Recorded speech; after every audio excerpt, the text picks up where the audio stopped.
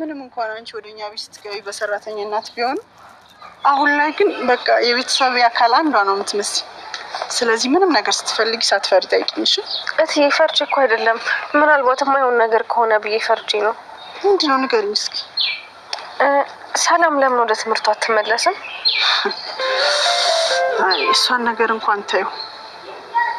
ሰላም እኮ ጎበዝ ተማሪ እንደነበረች ነግራኛለች። በዛ ላይ ትንሽ ማበረታቻ እንጂ ሰላም ያን ያክል አታስቸግርም። ጉብዝና እንኳን በሀሴት ጊዜ ቀረ። ሀሴት ጎበዝ ነበረች ማለት ነው? ጎበዝ ቢልሽ ጎበዝ መሰለች? እንዴት ነበረች? በዛ እድሜዋ እንኳን ምን መሆን እንዳለባት ታውቅ ነበር። ቆይ ምን መሆን ነበር የምትፈልገው?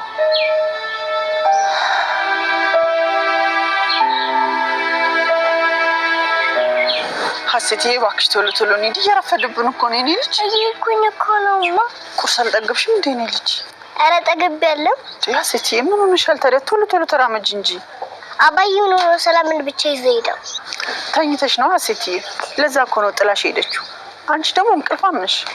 አስተማሪችን እንቅልፋም ሰው ሐኪም አይሆንም ብለናለች። እንዴት? ለምንድን ነው እንደዛ ያለችሽ? ሐኪም መሆን እፈልጋለሁ ስላት ሐኪም እንቅልፍ የለውም አለች። እውነቷን ነው። የኔ ልጅ ግን ጎበዝ ነሽ። ቆይ ግን ሐኪም መሆን የፈለግሽው ለምንድን ነው? የታመሙ ሰዎችን አክሜ ለማዳን ነው። ትሆኛለሽ። እሺ የኔ ልጅ፣ የኔ ልጅ በጣም ነው የምኮራብሽ። ጎበዝ ነኝ አይደልማ? በደንብ ነው የኔ ልጅ። በእኔ አሁን ቶሎ ቶሎ እንሂድ የኔ ልጅ። እሺማ።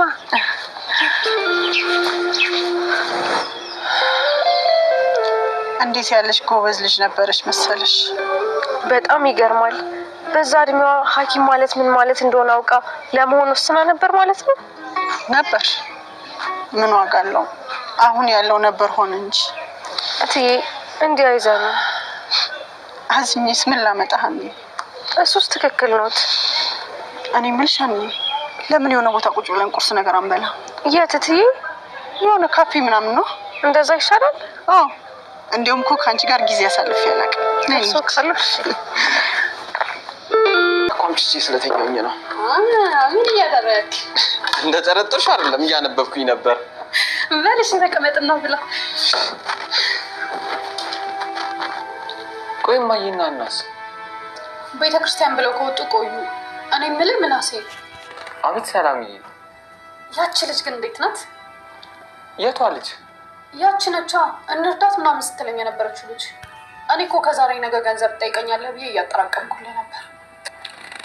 አልተሳካም እባክሽ። አልተሳካም ማለት? ብታይ ልጅቷ የሆነች ደረቅ ነገር ናት። እንርዳሽ ምናምን ስላት እምቢ አለችኝ። ለምን? አባቴ የገንዘብ ችግር የለበትም አለችኝ። ቆይ አንተ አባቷ የገንዘብ ችግር እንዳለበት እርግጠኛ ሳትሆን ነው እንዴ ልረዳት ስታስበኝ ነበረው? እኔ ምን አውቃለሁ? በቃ ትምህርት እንዳቋረጠች ስነግረኝ የገንዘብ ችግር አለባት ብዬ ነዋ። አንተ ልጅ ቆይ ግን ምንድነው እንደዚህ አብዝተህ የተጨነክላት? ማለት ኧረ እኔ አልተጨነኩም። ተው እባክህ፣ ወዳትማ ሳይሆን አይቀርም። ውይ አንቺ ደግሞ ስለምታሳዝነኝና እህትነቷን ስለምፈልግ እንጂ ሌላ ነገር አስቤ አይደለም። አረ ተው እንጂ እህትማ ነኝ ነበርኩ እኮ። እንዴ አንቺማ ታላቅ እህቴ ነሽ፣ እሷ ደግሞ ታናሽ ነች።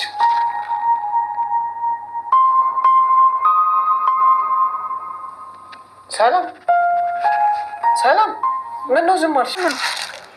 ኬክ በጣም ነው የምወደው፣ ግን አባዬ ከታመመ በኋላ በልቼ አላውቅም። ለምን? ያው የማገኛትን ሳንቲም ለአባዬ መታከም ያጠራቅማለሁ እንጂ እንዲህ የቅንጦት ነገር አያምረኝም። ወይኔ ልጄ፣ በወጣትነትሽ አባቴን እያልሽ ብዙ ነገሮችሽን ተውሽ አይደል? ኧረ እኔ እንደዛ ተሰምቶኝ አያውቅም እትዬ። እንዴት አይሰማሻል? ወጣትነት እኮ የእሳት ዘመን ነው። ብዙ ነገር የሚሞከርበት የመልሚያም የመጥፊያም ዘመን ነው። አባዬ ለእኔ ወጣትነቱን ገሏል። አፈርግጦ ብቻውን ያሳደገኝ። ምንም በሆን ያንስበታል እንጂ አይበዛበትም። ይገርማል። ለአባትሽ ግን እንደ እናት ነው የምታስቢለት። እሱ ነው እንደ ኬክ ያስለመደሽ? ምን እሱ? እኔ ነኝ እንጂ ያስለመድኩት። እኔ ነኝ ያስለመድኩት ማለት? በየጊዜው ለእኔ እየገዛ አብሮኝ እየበላ ኬክ ለምዶ ቁጭ አለ። አሁን ግን ገንዘብ ስለሌለኝ ምንም ማድረግ አልችልም። ሀሴትዬም በጣም ነበር ኬክ የምትወደው። እውነት? እንደውም አንድ ቀን ምን አደረገች መሰለሽ? እማ ኬክ ይልኝ። ሀሴትዬ ዛሬ ብር የለኝም። እሺ የእኔ እናት ሌላ ቀን እገዛልሻለሁ። ሀሴትዬ እገዛልሻለሁ እኮ ግን ዛሬ ብር የለኝም የኔ ልጅ። እሺ እባክሽ ሀሴትዬ። ምን አባቴ ነው የማደርገው ደግሞ? ኪሴ ላይ ምንም ገንዘብ አልያዝኩም። ሀሴትዬ ምን አለ ግን ሌላ ቀን እሺ ብትይኝ የኔ ልጅ። እሺ በቃ ጠብቂ መጣሁ። እሺ እንዴት አይነት ውርደት ውስጥ ነው የከተተችኝ ዛሬ ቀን ግን። አመሰግናለሁ። ሀሴትዬ ግን አንዳንድ ቀን ድርቅ የምትይው ነገር አለ። በይኔ እንሂድሽ። ገንዘብ እንደሌለኝ እያወቀች እንኳን ኬክ በመውደዷ ለእኔ ምንም አላዘነችልኝም ነበር። እብድ ነገርም ነበረች በሉኛ። በጣም ደግሞ እኮ እብደቷ እንዴት እንደሚያስገርምሽ። ኬክ የሚሸጠው ሰውዬ ልጅ ያስቸገረችኝ ስለው አዝኖልኝ ሰጠኝ። አያውቀኝም። ወይኔ ትዬ ከመጠን በላይ ይወዷታል አይደል? መውደድ ብቻ አይደለም ለምን እንደሆነ አላውቅም፣ ሁሉም ነገር ሀሴት ጋር ሲሆን ያምራል። እንደው ትዬ ዛሬ በሳቅ ሊገሉኝ ነው። ይችን የገዙልኝን ኬክ ለአባዬ አድርሼ በመጣስ። ሀንዬ የኔ ውድ ቤተሰቦች ኖላዊ እንግዲህ ክፍል 31 ዛሬ ተለቋል። በነገራችን ላይ በዚህ 3 ቀን በተከታታይ ነው የሚለቀቀው። ነገም ደግሞ ክፍል 32 ይለቀቃል ማለት ነው። እንግዲህ ዛሬ ሀኒቾ እና እናቷ በጣም ደስ የሚል ጊዜ አሳልፈዋሉ። ሀኒቾ እንግዲህ እንደተለመደው ጠዋት ተነስታ ስራዋ ስትገባ እናትየው አልኩኝ ለከገር አልታወቀም። ወይዘሮ ሜላት ቤተ ክርስቲያን ካልሄዳል ልጄ በቃ ልጅ እያለች ነው አሁን ላይ የምታወራት።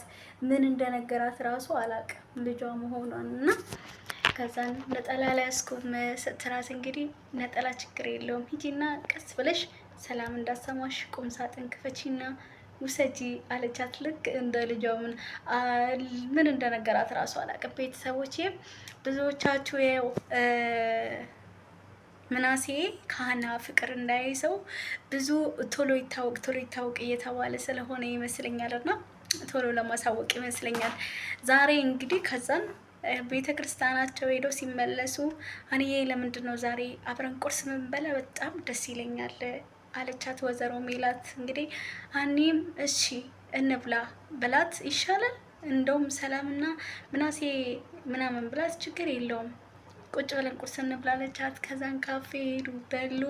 ከዛን ሀና ለካ ኬክ ትወዳለች። ማናት ሀና ኬክ ትወዳለች፣ አሴት ማለት ነው ኬክ ትወዳለች። ከዛን ለአባቷም ኬክ ይዛ ሄደች። ከዛን እትዬ በጣም አመሰግናለሁ ኬክ በጣም እወዳለሁ ግን ካለኝ አባቴን ለማሳከም ማገኛትን ነገር ለአባቴ ሕክምና ነው እንጂ ማጠራቅመው እንደዚህ ለቅብጦት እንትን አልልም ምናምን ብላ መለሰችላት።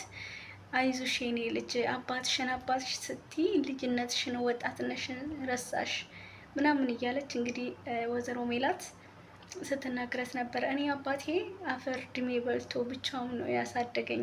ለአባቴ ይሄ ያንስበታል እንጂ አይበዛበትም። ምንም ባደርግለት አይቆጨኝም ለአባቴ ብላ እንግዲህ ሀና መለሰችለት። በነገራችን ላይ ወይዘሮ ሜላት የሀና ልጇ እንደሆነች ያወቀች ቀን አባቷ እንዴት አፈር ድሞ በልቶ እንዳሳደገ ያወቀች ቀን እኔ ምን ልበላችሁ ለአባትየው ካልተነጠፍኩለት ነው የምትለው። ማሳከም አይደለም ካልተነጠፍኩለት። ምክንያቱም ሀሴት በጣም ነው የምትወዳት ከልጆቿ ሁሉ አብልጣ። ሀኒዬ ራሱ እንደ እናቷ መሆኑን ያወቀች ቀን ማለት ነው ምን ልበላችሁ እናትነቷን ራሱ ለመቀበል ወደኋላ የምትል አይመስለኝም። ለምን አሁን ገና እናቷ እንደሆነች ሳታውቅ ለሷ ለአሴት ያላትን ጥልቅ ፍቅር ተረድተዋለች ወይንም ደግሞ አውቀዋለች። እና ስለዚህ እናቴ ብላ ለመቀበል ወይም ደግሞ ከእሷ ጋር እናትና ልጅ ለመሆን ጊዜ አይፈጅባትም ብዬ አስባለሁ። እሷን ብዙ እንደፈለገች እሷን ለማግኘት ብዙ እንደደከመች ብዙ ነገር ስላወቀች እናትነቷን ወይም ደግሞ እናትና ልጅ እንደሆኑ ካወቀች በኋላ እንትን አትልም። እንደውም ዛሬ የኔም እኮ ልጅ አሴት በጣም ኬክ ተወድ ነበረ። አንድ ጊዜ ራሱ ከትምህርት ቤት እያመጣዋት ብር የለኝም ስላት ኬክ ካልገዛሽልኝ ብላ ያዘችኝ። እና ምን ልላችሁ ፈልጌ ነው አሴትና ሀና በጣም እየተመሳሰሉ ነው። ስለዚህ በዚህ የተነሳ ለምሳሌ አሴትን በልጅነቷ ዶክተር መሆን ትፈልግ ነበር። ሀናም ዶክተር ነችና ብዙ ነገር ሲያመሳስላት ልጇ መሆኑን ተጠራጥራ ሁሉ ዲኤንኤ ምርመራ ልታደርግ ትችላለች ማለት ነው።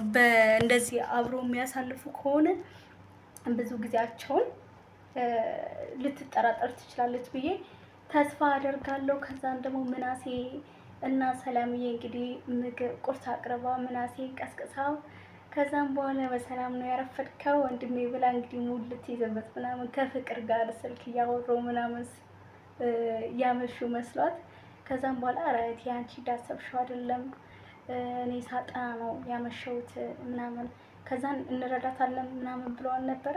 ከምን ደረሰ ስትል አይ አባቴ የብር ችግር የለበትም ብላ መለሰችልኝ። ስለዚህ እርዳታ አያስፈልጋትም ብላ እንግዲህ ለምናሴ ሰላም ነገረችው ማለት ነው። እነሱን ቁርሳቸውን መብላት ቀጠሉ። ከዛም ሀንቾም አባቴን አይቼ ልምጣትዬ በዛውም ኬኩን አድርሼለት ልምጣ ብላ ወደ ቤቷ ሄደች። ከዛም ወይዘሮ ሜላት እንደውም አብሬሽ ሂጄ አባትሽን ባየው በጣም ነበር ደስ የሚለኝ ለአባቷ ያላት ፍቅር በጣም ስለገረሙ። በነገራችን ላይ ከዚህ በፊት ትዝ ካላችሁ የሆነ ጊዜ አግኝተዋለች በጆሮ ምክንያት የተነሳ ጆሮ እንግዲህ ስልኳን ቀምቷት ስልኩ ሲመልስለት እንደውም ሰድበዋለች ሁሉ ማለት ነው ትዝ ካላችሁ እና ወይኔ እናንተ ሙቀቱ መሯን የለኮስኩት መከየፍ አለኮስኩም ታውቃላችሁ። አረብ ሀገራት ላይ በአሁኑ ሰዓት ሙቀቱ ሙቀት አይደለም እና ከዛም ወይዘሮ ሜላት ወደ ቤት ሄደች። ሀናስ ብለው ጠይቋት ሰላምና ምናሴ ወደ ቤቷ ሄዳለች። አባቴን አይቼ እመለሳለሁ ብላ ከዛን ሰላም እንግዲህ ስነ ስርዓት ያለ ልጅ ሆናለች። በቃ እማዬ ቁርስ ላቅርብልሽ ብላ ስትነሳ እንግዲህ ችግር የለውም ልጄ አሁን ከሀና ጋር የሆነ ቦታ ገብተን በልተን ነው የመጣሁት ስትላት ከዛን አይ እማዬ እኔ የሰራሁት ምግብ አይጣፍጥም ብለሽ ነው አይደለ? አይደለም ስለጠገብን ነው ብላ እንግዲህ እንደዛ አለቻትና እና እኔ ዝም ብዬ ሳስበው ሀኒቾ እና እናትየው በቅርብ ቀን ውስጥ እናትና ልጅ መሆናቸው የሚታወቀ የመሰለኝ ነው። ከዛም በኋላስ ምን ያህል ይረዝማል አላውቅም። ማለት እናትና ልጅ መሆናቸው ከታወቀ ምክንያቱም እንደነገርኳችሁ ሀኒቾ እናቷ እሷ እንደሆነች ካወቀች እናትነቷን ለመቀበል ጊዜ ይፈጅባታል ብዬ አላስብም። ምክንያቱም እሷን ለመፈለግ ያደረገችውን ጥረት ለእሷ ያላትን ፍቅር ከልጆቿ ሁሉ አብጣ እንደምትወ